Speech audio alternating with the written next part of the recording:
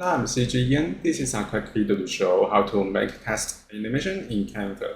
After starting Canva, we can choose a template for creating a design. I will use presentation. Next, we can go to left toolbar, we can find text. And then we can go to add the text box.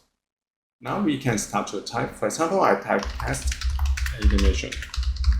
Now I want to make it obvious, so I select the text box and click and drag the corner, and I press Alt to enlarge it.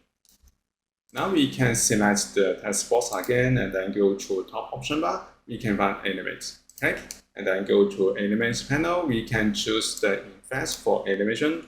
For example, we can use Shift, and then we can change from Enter to both or Exit. If you have Canva Pro, you can change the speed to slower or faster.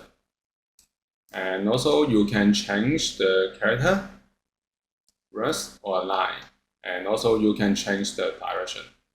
So this is how we can make text animation in Canva. Thank you for watching this video. Hope this helped. Please subscribe this channel. More video will be shared with you. I'm CG Ian. See you in the next video.